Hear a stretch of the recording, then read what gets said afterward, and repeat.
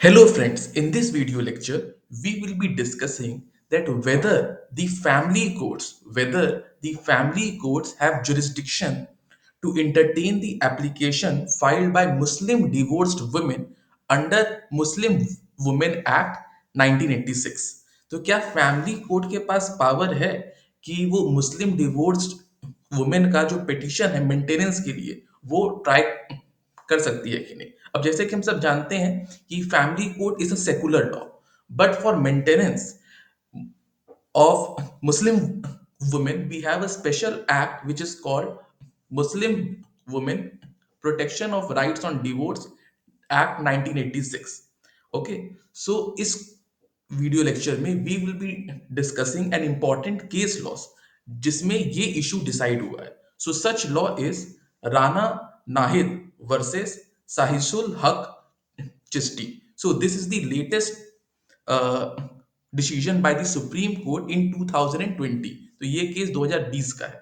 तो इस केस में यही डिसाइड हुआ था, जो मेन इशू था, that whether the family court would have the jurisdiction to entertain the application filed by Muslim divorced women for maintenance under section 3 of Muslim women act. तो अगर मुस्लिम वुमेन को maintenance चाहिए तो उनके लिए एक specific act है जिसके तहत उनको वो मेंटेनेंस मिलता है।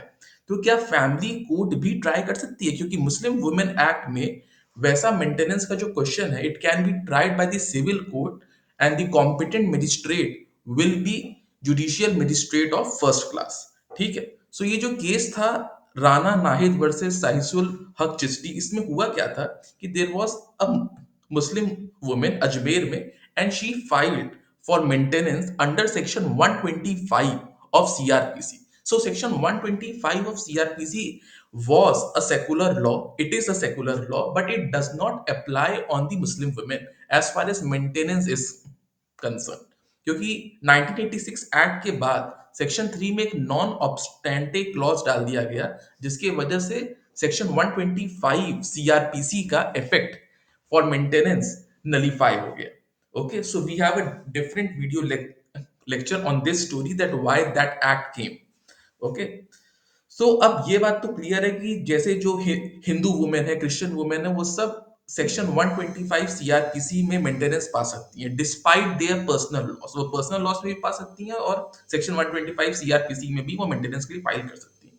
तो ये बात तो क्लियर है कि सेक्शन 125 सीआरपीसी में Muslim women for maintenance file नहीं कर सकती। Okay, it was also given in the view of Iqbal Bano versus state of Uttar Pradesh. उसमें भी ये डिसाइड हुआ था that section 25 is not maintainable for the Muslim women. Okay, but यहाँ क्वेश्चन कुछ और है। यहाँ पर हुआ क्या है कि जो लेडी ने भले ही सेक्शन 125 सीआरपीसी में फाइल किया अंडर द फैमिली कोड, तो फैमिली कोर्ट ने क्या किया, उसने सेक्शन 125 का जो सीआरपीसी का जो एप्लीकेशन था फॉर मेंटेनेंस, उसको उसने कन्वर्ट कर दिया section 3 of Muslim women act 1986 में। तो बात क्लियर है कि 1986 के एक्ट में वो चीज कन्वर्ट हो गई। ठीक है, लेकिन अब क्वेश्चन यहाँ ये अराइज होता है कि क्या फैमिली कोर्ट के पास पावर है to try the cases of maintenance, क्योंकि मुस्लिम वुमेन एक्ट में सेक्शन 3 के तहत ही फैमिली कोर्ट ने डिसाइड किया, बट मुस्लिम वुमेन एक्ट में ये cases are triable by judicial magistrate of first class. So whether the family court has the jurisdiction to try it or not. Family court ने तो ये बात admit किया कि we will not entertain the maintenance application of section 125 CRPC, but what they did was they converted it into section 3 of Muslim women act और उसके बाद उन्होंने ट्राई किया। ओके, सो यही सवाल फिर उठता है जो कि इस केस में डिसाइड हुआ राना नाहिद वर्सेस सहिशुल हक चिश्ती में, जो 2020 में आया, कि whether family court have the jurisdiction to try maintenance for the Muslim women under section 3 of Muslim women act. तो जो मुस्लिम वुमेन एक्ट बना है मुस्लिम्स के लिए, मुस्लिम डिवोर्स वुमेन्स के लिए उनका जो राइट्स प्रोटेक्ट करता है, उसमें judicial magistrate of first class दिया हुआ है। फैमिली कोर्ट का कोई डायरेक्ट मेंशन नहीं है। तो क्या family court can also try it, because family court is considered to be at parity with the civil courts। Okay, so they have all the powers relating to that। Okay, so अब इस ये जो case था Rana Nahid versus सहीसुल हक चिश्ती, इसमें बहुत mixed opinion आया। ये दो जजेस का इसमें डिसीजन था। तो एक जज ने कहा कि family court can not try a maintenance application under section 3 of Muslim women act, but एक जज ने कहा कि family court can try the maintenance application because ultimately it's about giving justice. एक जो वल्नरेबल सेक्शन है, द डिवोर्स मुस्लिम वुमेन, उसके लिए हमें और डिफिकल्टीज क्रिएट नहीं करनी चाहिए। So therefore the family court can try. तो अभी ये जो इशू है, ये it has been referred to a larger bench. Okay, but ये केस इसलिए इंपॉर्टेंट है 2020 का Rana Nahid versus Sahishul Haq Chishti, so that we can understand that the different view points, दोनों जज थे, उन दोनों का डिफरेंट व्यू पॉइंट आया। अब हमने लार्जर बेंच को भेज दी है, तो उनका व्यू पॉइंट किस रीजनिंग पे बेस्ड था।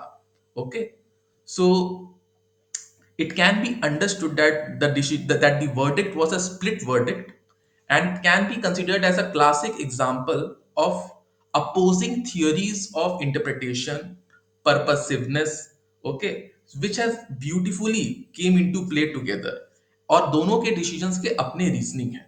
ठीक है, तो इसमें जो जस्टिस भानुमति थे, जस्टिस भानुमति का जो डिसीजन ओपिनियन था वो ये था कि family court can not try the maintenance application under section 3 of Muslim Women Act, but justice Indira Banerjee ने कहा कि family court has power to try the maintenance under section 3 of Muslim women act. ठीक है, तो अब अब इसमें जस्टिस भानुमति का सुन लेते हैं कि क्यों उन्होंने कहा कि family court can not try. उन्होंने कहा कि देखिए, मुस्लिम विमेन के मेंटेनेंस के लिए एक अलग से एक्ट बना हुआ है 1986 का, और उसमें फैमिली कोर्ट का कोई रेफरेंस नहीं है। ठीक है, और ये जो competent magistrate will be a judicial magistrate of first class in civil courts, therefore family courts cannot try। और सेकेंडली उन्होंने कहा कि section 3 of Muslim women act में जो है एक ओवर राइडिंग इफेक्ट दिया हुआ है, एक नॉन ऑब्स्टॉन्टे क्लॉज है कि सेक्शन 125 सीआरपीसी वोंट अप्लाई। तो मतलब कि ये है कि फैमिली कोर्ट ये सब का कोई भी एप्लीकेशन नहीं होना चाहिए। तो उन्होंने लिटरल इंटरप्रिटेशन किया, लेकिन जस्टिस इंदिरा बनर्जी ने इसका पर्पसिव इंटरप्रिटेशन किया और उन्होंने लार्जर पिक्चर को देखा। तो अब इसमें हमने जस्टिस भानुमति का तो व्यू पॉइंट देख लिया। जस्टिस इंदिरा बनर्जी ने कहा कि family courts can try the maintenance application under section 3 of Muslim Women Act 1986। उन्होंने किस चीज पे फोकस किया? उन्होंने कहा कि the family court act is a secular statute which applies to matters therein, okay, irrespective of religion of the litigating party। ठीक है, तो अब फैमिली कोर्ट में जो सेक्शन 7 है, फैमिली कोर्ट एक्ट में क्यों फैमिली कोर्ट के पास पावर आई?